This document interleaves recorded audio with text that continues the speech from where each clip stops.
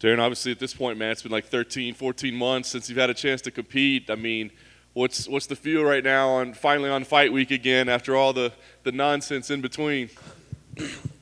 I'm just happy to be here.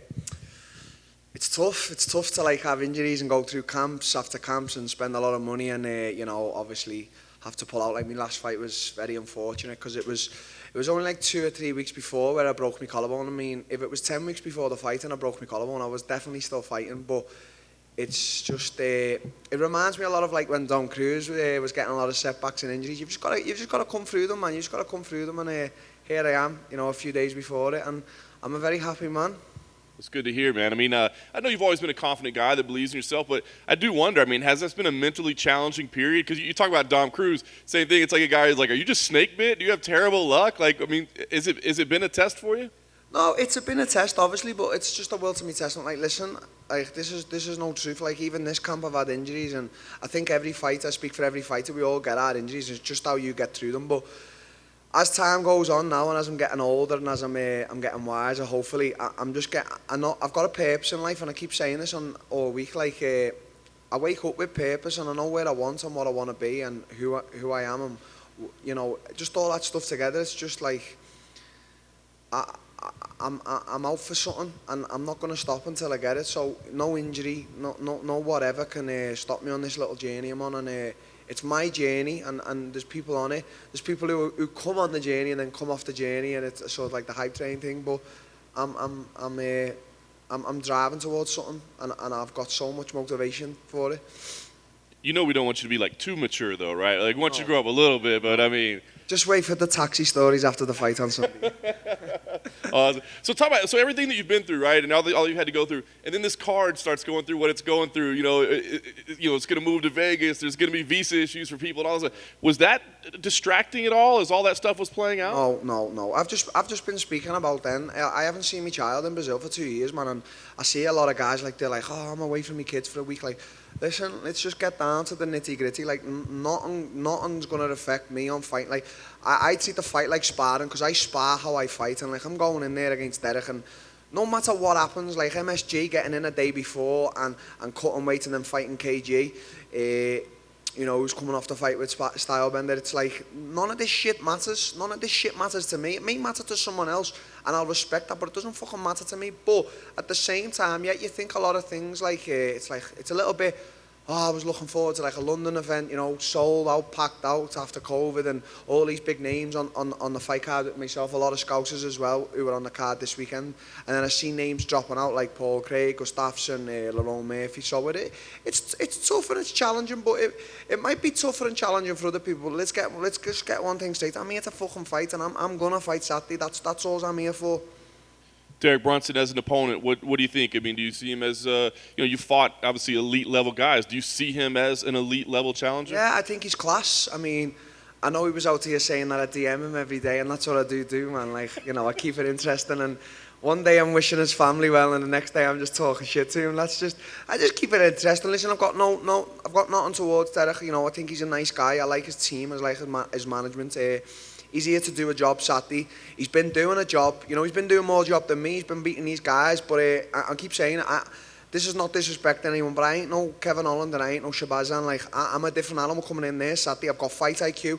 I'm getting more ferocious with age. And it seems like he's getting better with age. I mean, I know he's 37, 38, but he seems like Blonde Brunson is the man, mate. Like, so, I'm prepared for Saturday, mate. I've done all my work. I've done all my pads, all my sparring, and I'm ready for whatever comes. You talked about people jumping on the train, off the train, the setbacks. Does this feel like an important fight for you? Because I think a lot of people are looking at it as like, we got to find out who Darren Till really is. Is he that guy we thought or not? Yeah, listen, it's very important, but I take all pressure off my shoulders. Listen, I'm fighting the best out there, and anything can happen. I know I'm going in there Saturday, and I know 100% I'm going to win this fight. I know that for a fact, but things can happen, and listen, all these people who've jumped on the train, mostly the people who've jumped off the train, yeah, as I like to call them, the doubters, they've got a special place in my heart, and when I'm like on the treadmill in the institute, and it's like I'm running out my little shoes, and it's getting to like the 45th minute, and I'm thinking, oh, you can stop this 5 minutes before, and I'm like, not a chance. I'm fucking going to the 45, 50-minute run that I set out to do, 8 miles and stuff like that, and all the other times when I'm doing my 10-5 pads with Colin, and it's like, oh, they would just coast this round. No, hit harder. Do you know what I mean? Like, so you doubters, you got a special place in my heart. That's awesome. Last thing for me, what's the key here? I mean, obviously, just picking a victory is what matters. But I mean, do you have to do it with style points? I mean, do you want to go out there and do something that just wows everybody and get your name back out there at the top, or is it just go get a win and get this done? Listen, I just want to win by all means. So yeah, if the stoppage there is, if there's a massive stoppage there to put my name more on the map, yeah. But it just depends how the fight goes. I'm not gonna try and force anything. I'm just gonna be patient. I'm gonna do what I know, and I know how good I am. Listen, I've sparred with all the best. I've had top elite level boxers coming in to spar me. I know where I'm at. I know exactly where I'm at. So I'm just ready for Saturday and winning by all means necessary. That's my mentality going in. All right, Darren. You can sort of feel from you today the intensity. I mean, you've had a couple of camps, you've been unable to fight. At this point, are you just desperate to get in there? Like, what's the emotion going through you right now when you're just a couple of days away? Oh no, I'm just a happy man. As I say, I wake up every day, and I'm waking up in Vegas, and I'm waking up back home with my family, my kids, my coach, and that. And I've got purpose in life. Like, I've got this sort of I've always had a solid bulletproof mind, but I've got this mentality now. Like, I've never give a fuck, but I don't really give a fuck about anything, losses, injuries, or all this other shit, cards being moved and COVID.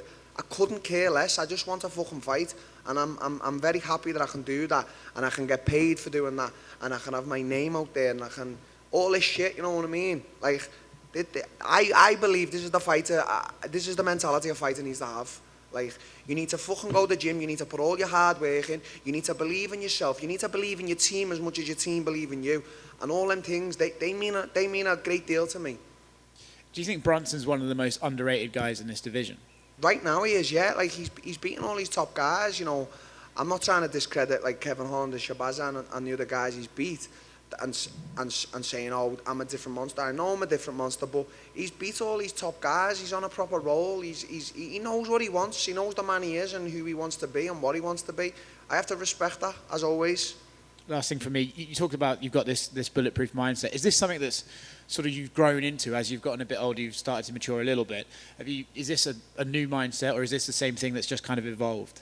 It's evolving. Listen, I'm 28 and I'm late. Like, if you looked at the Darren Till of 2018 when I just beat Wonderboy and then I was about to fight Woodley, I was a bit of a guy, like, I was a man on a mission and I had a bulletproof mind, but I was a little bit like here, there, everywhere, no fucking cares given. Like, now I'm a guy, like, I wake up with order in my life, I wake up with my family and proper real friends around me, and I go to the gym and all my energy throughout the day is good energy. I'm always around good energy, and if I feel like someone hasn't got good energy, I don't want to be near them. Now, I could be wrong sometimes, like sometimes we judge people wrong, like, but if I don't feel good energy, I don't want to be near it. So, like, I wake up and I just like to do my thing. I like to go to the gym, I like to evolve, I want to improve my mindset more than anything, and I want to get better with age. I want to come into my 30s in my fucking absolute prime of my life, so I can hopefully get to where I want to be, Good stuff. Thanks, Darren.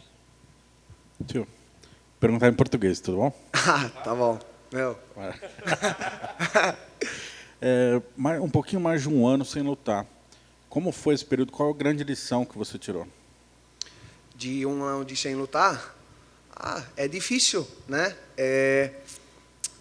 Eu tive dois lesões e esse campo também eu tive lesões durante o campo, mas é difícil falar, mas o corpo e o mente tem que estar os dois no mesmo caminho, sabe? Tipo, como é que eu vou explicar melhor? Tipo, os dois têm que entender os dois, o mente e o corpo. E meu corpo, às vezes, é um pouco mais em frente do meu mente. Da minha mente, meu mente, não sei falar direito, mas um ano sem lutar, sem dinheiro, esperando meus lesões recuperar deles. Foi difícil para o mente, mas eu tenho uma mente forte, então, né? E essa luta contra o Derek Brunson, um top 5, né? Você é um top 7. Sim. Era esse tipo de adversário que você queria para voltar depois de tanto tempo? Sim, com certeza. Eu mandei mensagem pro Derek nos redes sociais. Eu falei, cara, você quer lutar? Ele falou, eu quero lutar com você, mas quando, tio? Você tive lesão agora. Eu falei, eu vou estar pronto em 3 meses. Aí ele falou pra mim, não, eu quero lutar em agosto ou julho. Aí eu falei, Derek, olha só, o Israel Adesanya, ele é o estado de divisão. Segundo estado dele é eu. Então você pode lutar com um cara assim que vai te levar para aqui, ou lutar comigo que vai te levar para lá. Aí ele falou, sim, eu entendo, tio. Aí ele falou com o manager dele, aí a gente fez a luta. É fácil fazer assim, né? Não faz esse migué no Twitter falando, eu quero marcando o Dana e tal. Manda mensagem pro cara no direct, né? Boa, boa. Eu ia te perguntar justamente, se você venceu uma luta dessa, você possivelmente já está muito acima Sim. ali, na reta do cinturão. Você acha que você tem essa pressa de chegar lá? Porque vai ser apenas sua terceira luta, né? Você perdeu a última. Você tem essa pressa de já enfrentar os tops, já, entre aspas, cortar caminho, já chegar lá no topo, rumo ao cinturão? Não, mas se eu queria, eu posso também. Mas agora, depois dessa luta, quando eu ganho, se eu falo pro Dana, eu quero o próximo luta com o Adesanya, eu tenho 90% de certeza que ele faz. Agora, se depois dessa luta ele falar, tio, Adesanya e o Whittaker vão lutar, eu vou lutar com o Cananinha, uma coisa dessa, sabe? Então, eu não tenho muita pressa, mas do nome que eu levo pro octógono, eu sempre tô uma luta, sabe, de um title shot. All right, last one for me, guys. Perfeito. Então, minha última pergunta é, justamente você mencionou a questão da internet, como você usa as redes sociais, né?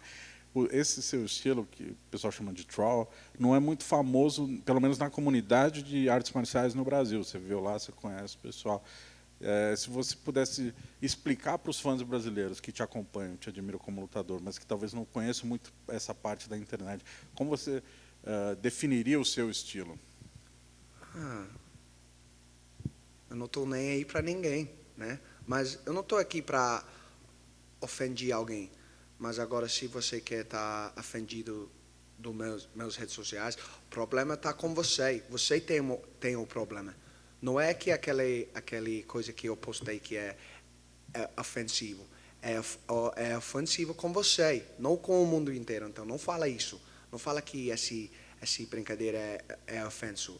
É ofenso para você, só você. Mas, tá. Daí, eu posto coisas que eu acho engraçado. Se você não gosta, foda-se. Né? Não consegue cancelar ninguém que não tá nem aí. Alguém que não tá nem aí. Obrigado. Bom dia. No, I'm just kidding. I'm Don't not. even fucking go there. I'm tired. Get me a cake. Just one kind of a fun one. Brunson actually came in here and was talking about how you were actually a bit tasteful on the social media, that it's been polite, it's been kind of funny. He says, yeah, sometimes it gets out of hand, but he hasn't gotten out of hand with me. And yeah, he definitely gets a little edgy, but he enjoyed it. Is it nice being able to at least have a polite sort of playing around on the social media? Because I know you like to push it as well. Yeah, of course. But is it good to actually have a polite sort of bantering as well? Yeah, like I don't hold no hatred towards Derek. He's a man on a mission. I like to talk shit, and everyone knows this. I'll talk as much. Someone asked me the other day. They was like, "Do you think it was bad, like what Jake Paul's team did to like Woodley, Mama Woodley, and that?" And I was like, "Yeah, to Mama Woodley, yeah." But in my opinion, in this fight game as well, nothing's off limits. Like we're two men, we're about to go in there and rip the heads off each other. So you're gonna start getting offended with things that people saying to your mum and that. Maybe this isn't a sport for you. You need to go and find another sport. Or if someone's saying something about your kids and shit like this, or your wife, find something else to do, because you need to have thick skin in this sport, and especially you need to have thicker skin when you got a man on top of you trying to elbow you straight in the face. So that's how I look at it. So if you've got a guy like my last fight with Marvin, that fight week would have been great, because he's a guy who likes to really get in people's faces, and I'm one of these guys. If you want it or if you don't want it, that's fine by me. So if you want it, you can get it, mate. I ain't scared of no man. That's the truth. Like, I'm not into all this pushing and shoving. Like, you know what I mean? If you want it, you can have it. But if you don't want it, it's the same thing. But with Derek, it's been a bit more cooler. Like, he's a cool guy. He done about 1 million memes of me on Instagram. I couldn't even keep up. So I was like, do you know what? Derek wins the social media trolling. he told me good. But yeah, it was fun. It was light-hearted, and that's true. I know he says I'm a bit like weird with me stuff. Like he's saying, "Oh, one day Till's wishing the family well," and then the other day he's putting things up. Like I wish his family well. I hope he's got money. I hope he's okay.